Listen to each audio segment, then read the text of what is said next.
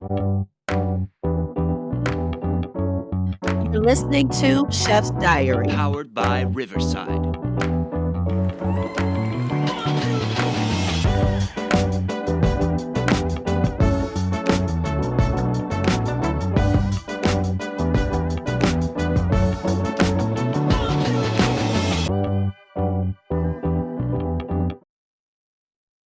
All right, let's play some food trivia. I've got 3 trivia questions for you. Let's get started. Drum roll, please.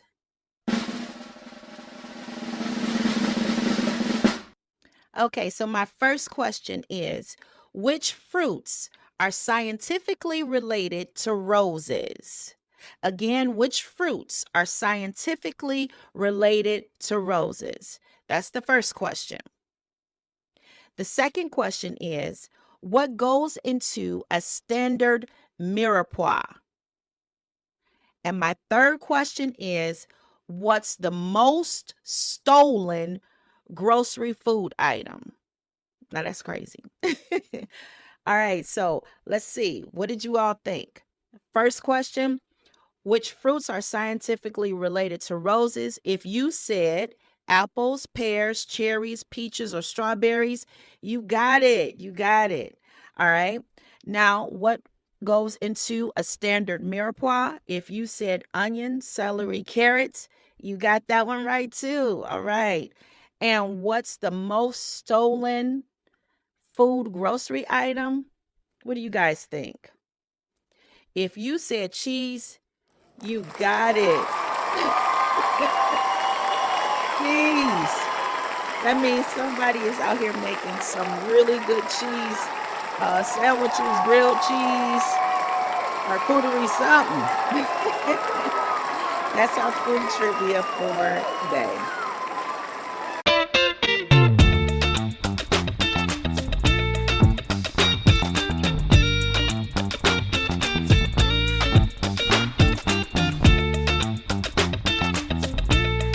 You're listening to Chef's Diary, and I am your host, Chef Angela.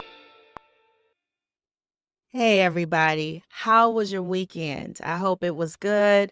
We had an amazing time this weekend. My family and I, we hosted a family game night with some friends, and we just had a ball. Most of the day that we spent with our friends was karaokeing. So we were singing all kinds of songs, playing song games, and then we went on and started playing Uno. That started a couple of arguments, and then playing spades. We had such a good time. So I hope that you enjoyed your weekend. But you know what I want to talk about today? I want to talk about entertaining at home. And I know that I've had people ask me questions like, do chefs cook at home? Do chefs want to cook at home? So, I know some chef friends, and most of the people that I know, they actually do enjoy cooking at home. I enjoy cooking at home, but I don't want to do all the time all the frilly stuff. Sometimes I just want to have something real good, real family style, and just chill. I don't want to have fancy plates all the time. I'm not into the different courses. I just want to make something really good. Let's have a good time because, during work, when you're working for clients, when you are doing your daily work, you put in that work, you put in that detail when it comes to food. But when I'm home, I just want to relax, so I'll throw on an apron, you know, but I just want to chill. I don't need it. I don't need to have the tablecloths. I don't need to have, beautiful napkins and the beautiful plates. I don't need to have all that all the time. Now there are some times that as a family we're celebrating something like a graduation or anniversary or a birthday, or sometimes we just want to do something, really formal at home. And so we'll put the time into that. But a lot of times it's not about that. It's just about being together, cooking together, having a good time. And that's what we did yesterday.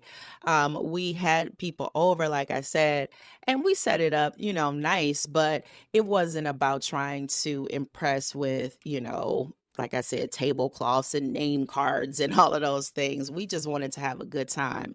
So yesterday, when it came to what we served, we had green beans. I made them so good. So it was kind of smoky, had the neck bones. We did that southern thing, spiced it up real good. So we had that. We had something called confetti rice. So this is something that my mom used to make all the time. So it's really good. It's a white rice made with like chicken broth, a little bit of bouillon, and some chopped, finely chopped peppers and onions, and sometimes tomatoes, sometimes corn.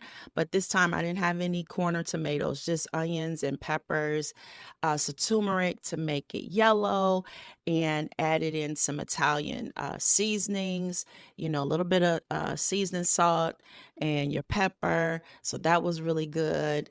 And then we also had some baked chicken, and my husband marinated that for hours. And I'm telling you, it was so good. I don't really know all of what he put in the seasoning. I saw him mixing up some stuff, but it was really good. I made some banana pudding. Um, and I also made, what else did I make? Oh, and I also made some cupcakes, some little miniature cupcakes. So we had that. We had some lemonade, and I made this watermelon syrup. Oh my God, it tastes so good. It tastes so good, y'all. So, in order to do the watermelon syrup, basically what you do is you take some watermelon and you take all the seeds out as much as you possibly can. You blend it up, and then what I did was I pressed it through a cheesecloth, to get most of the juice out and leaving any of the pulp inside the cheesecloth. So, it doesn't take real long, but you do need to just really continue to press, press, press. So once you get your liquid, you want to take that to the stove and then add your sugar. So I actually had about half a watermelon. So it was I had quite a bit.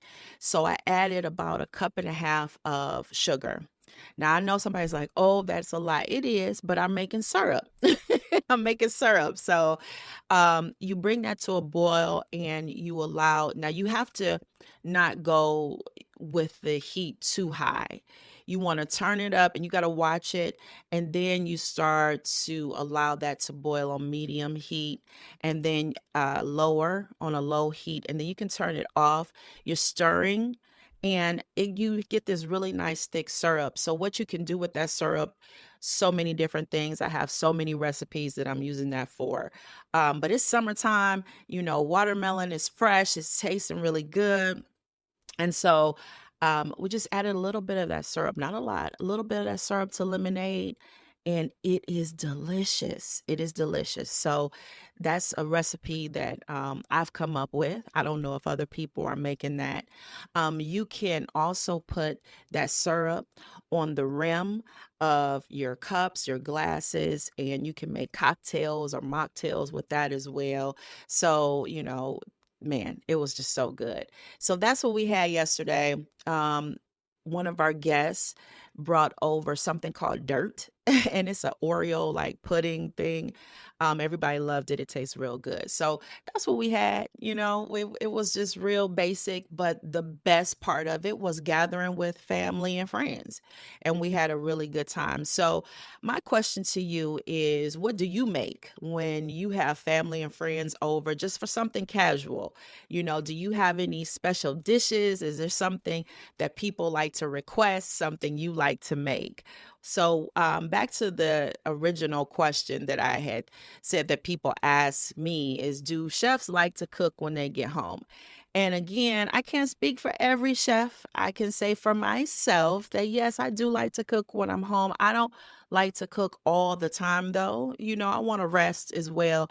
And I'm blessed to have children and a husband who can cook very well. So, I'm not missing out on anything delicious. So if I'm not cooking, they're cooking and they're making amazing meals as well. So that's not an issue. But some of my favorite things to cook would be a really good pot of spaghetti, something that, I'm cooking for a while. I think that's what's interesting. I think when I get home, what I like to do is to just kind of, not, I don't want to say cook all day, but have something that's stewing on the stove for a while. So if I'm going to actually cook, that I like to have the spaghetti, gumbo. Oh my gosh, I feel like I make the best gumbo, and it is one of my family and friends' favorite. So it's usually the chicken and sausage, sometimes shrimp gumbo. And because my daughter does not eat meat, sometimes I'll make a vegetable one. But my favorite is chicken and sausage. And I can make that gumbo all day. I like to go for that chocolate roux. And so I'm making that for hours and stewing that for hours. And the result is incredible. So I love making that.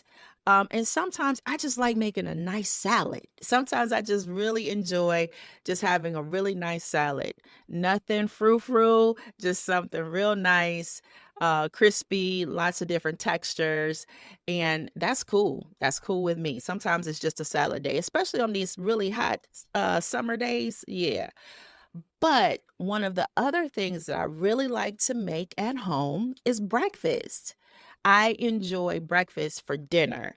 So for whatever reason, I like savory foods. I like those things in the morning.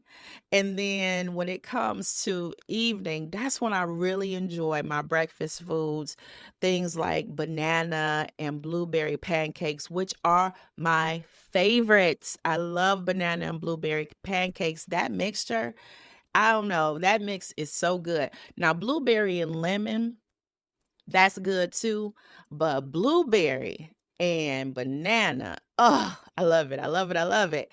So I love making those pancakes. So having those pancakes, I think maybe even a side of grits, but the blueberry and banana pancakes are what I love to make when it comes to dinner. So yeah, those are the things that I like to make if I'm just chilling at home and if I'm just, wanting to relax and having a casual meal. So yeah, chefs do like to cook. I think there are some that are saying, listen, we're not trying to stay on our feet all day now. If we're if you're in a restaurant or if you're catering or whatever you're doing, if you're doing that all week, you kind of want something that you can, be very casual about when you come home. But most chefs are in the business because we love to cook. We love food. And so, of course, we want to share that with our families. And sometimes it's quick. Sometimes, like I said, it's a salad for me. Sometimes it's something really quick. Sometimes it's something that, we can take our time doing. But the other thing that's really cool is I try a lot of recipes and new ideas out on my family. And I haven't really gotten any complaints lately. Most times they really like what I'm making. So I don't get any complaints, and I'm trying things out. So those things can be like for lunch or dinner, and they appreciate that as well. But man, listen, yeah, we like to cook. We like to cook at home. But we don't want to cook all the time, and I think that's the thing, that when people know this is your business, they're like, oh, can you make me this? And can you make that? And it's like, all right, hold up. Wait a minute.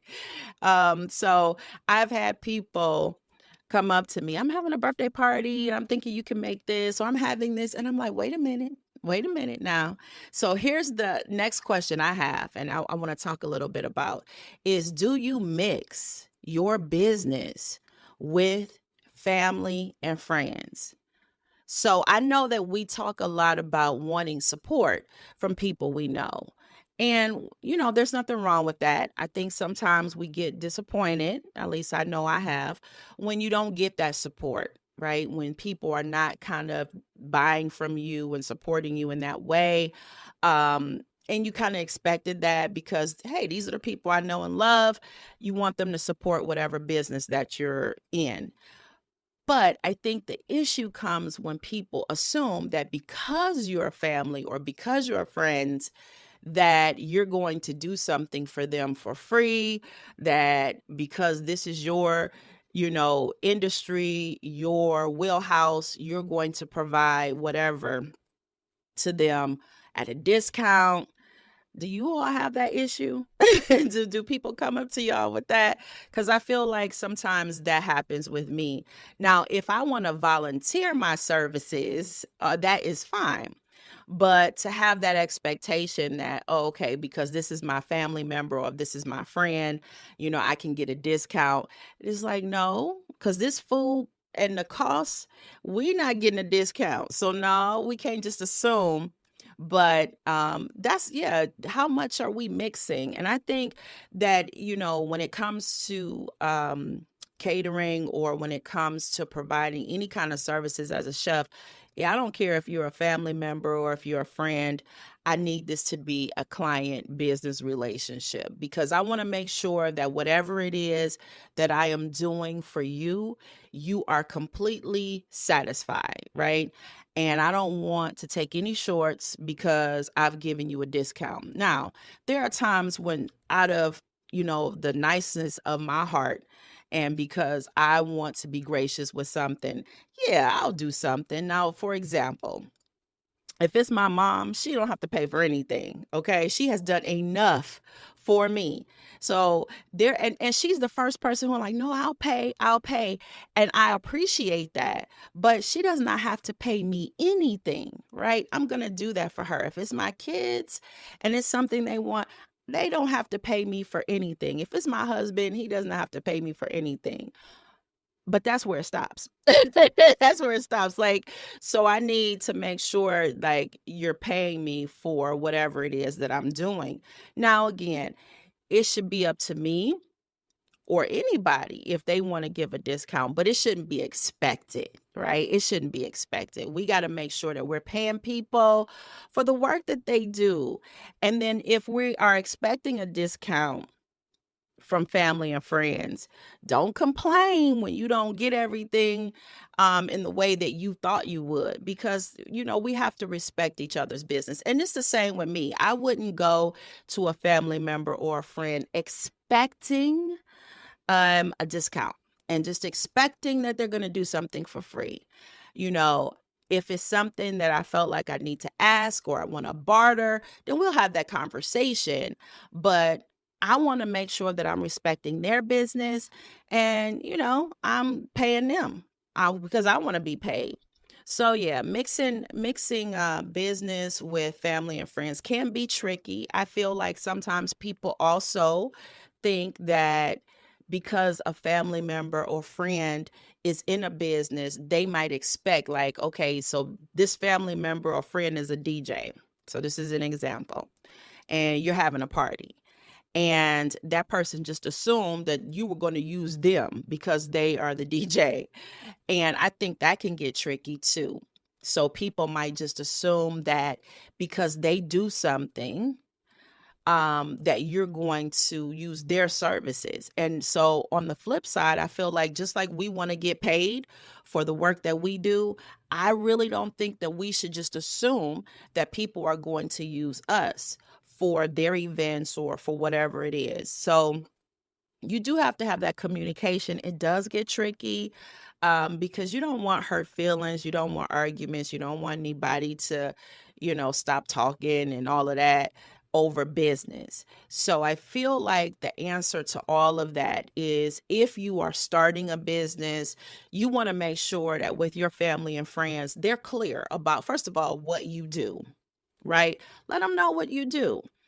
Invite them over to wherever so they can see what you do, because sometimes people take for granted family and friends. And so somebody says, well, I do X, Y, and Z. And they're, oh yeah, there they go again. Here's another business. Or they don't know that you've put in the hard work. So you could show them, talk to them, tell them your expectations. Don't just assume that they're going to know what it is that you're doing and how you do it, right? Because sometimes we take the people we know for granted. We do, and we don't always see them in a professional way, in a professional manner. So if you are starting a business, you want support from those people around you.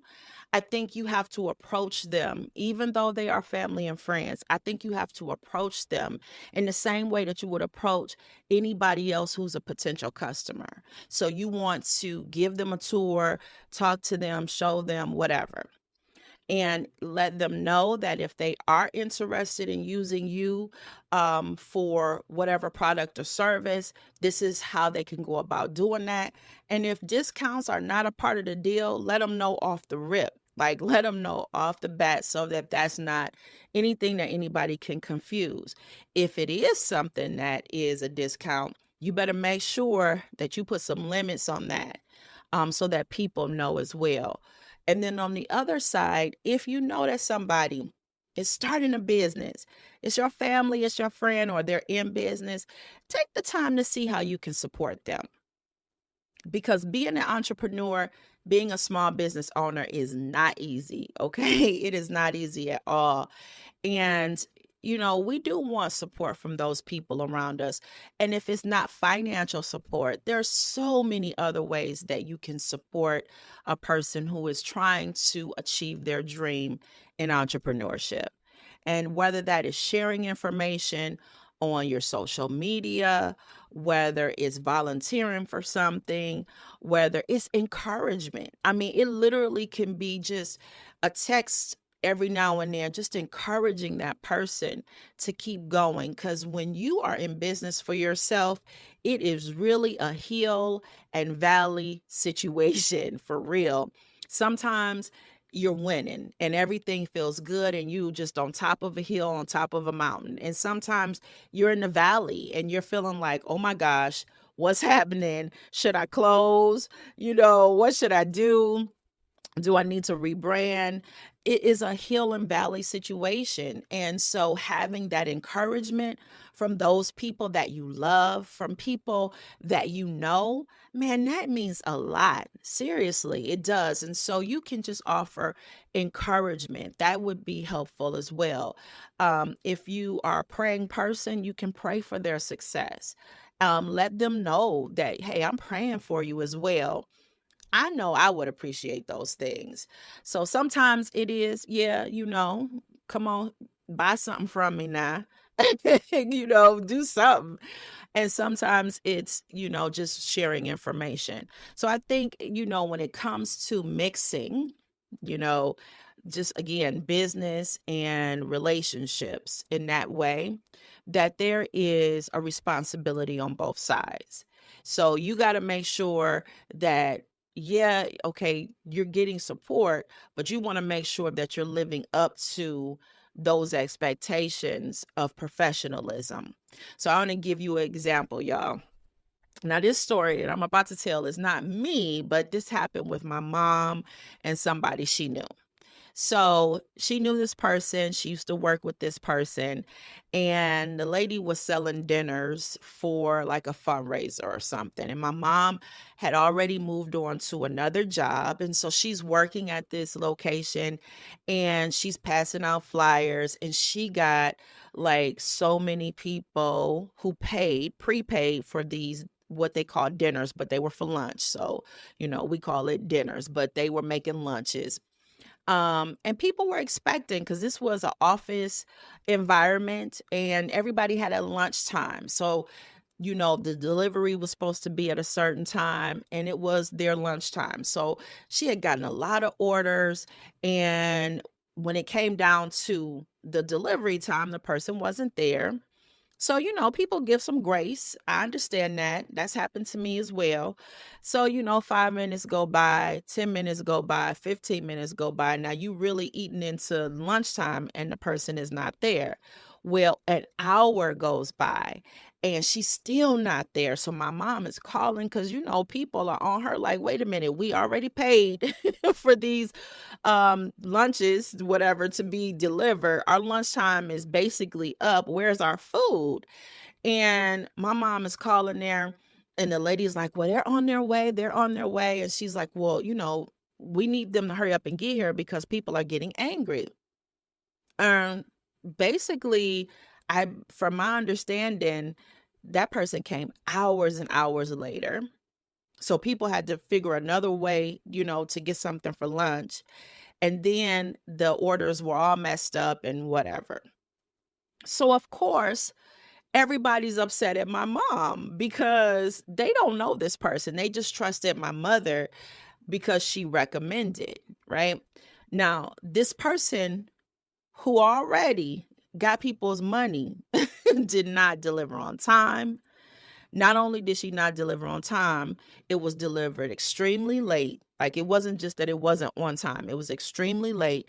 Orders were wrong, and then had the nerve to have an attitude, a negative one, a bad one. And of course, that upset my mom. So my mother was like, I'm never doing that again because this is the place that she works. She's in a whole different place, you know. So there's no shared animosity towards this, when it comes to the situation. Everything was targeted towards my mom. So, people got over it once they ate and people got over it, and they probably thought to themselves they're not ordering from this person ever again either. But here's the deal. When we ask people, and this is especially, I'm talking to all my foodies, my home chefs, my caterers, anybody new. When we ask people to support us, we got to show up. We can't take people for granted. We can't just do whatever we want. And if we're messing up, we need to let people know, right? Nobody should have to wait hours and hours for orders that come, messed up and incorrect. If you're not doing what you need to do, then you have to own up to it. So that's one of the reasons why some people just don't even want to get in the middle of sometimes supporting, because they're sharing information, they're helping you. But if you don't show up in the way that you need to show up, then they get the backlash, not necessarily you. And they've put themselves in the middle. And so now it's a strained relationship on both sides, a strained relationship with you. Even though they might get over it, it's still strained. And then a strained relationship with the people they shared your information with. So if we're going to be professional, we have to be professional all the time. And mistakes happen, issues happen. And I think people would be more understanding if you are upfront and honest about, hey, I ran into this issue, whether it be traffic, something happened with equipment, something happened with the food. Let people know ahead of time, because the longer you wait and the more unprofessional you behave, the worse it gets. So if we want people to support us, we've got to make sure that we stand up and that we are being as professional as possible so that they continue to support us. And sometimes, unfortunately, we got to prove that with people that we don't know before the people that we do know will support us. And it's a weird thing there. It doesn't feel good, and that's why, again, some people just don't even want to mix business with friendships and with family relationships, because it can get very tricky. But I would say this: if you know somebody, again, who is starting a business, whether it be food or not, do what you can to support them. Understand that, if a mistake happens, it happens. I see on social media, Facebook, Instagram, TikTok, whatever, I see people bashing the small businesses for like mistakes, small mistakes or whatever, but will go right back to the big box stores after they've made huge mistakes. You'll go right back. We have to be careful because when you're a small business, and especially if you're doing things solo or with very little help, sometimes things do happen. And so we have to have some compassion, I think, and some leeway.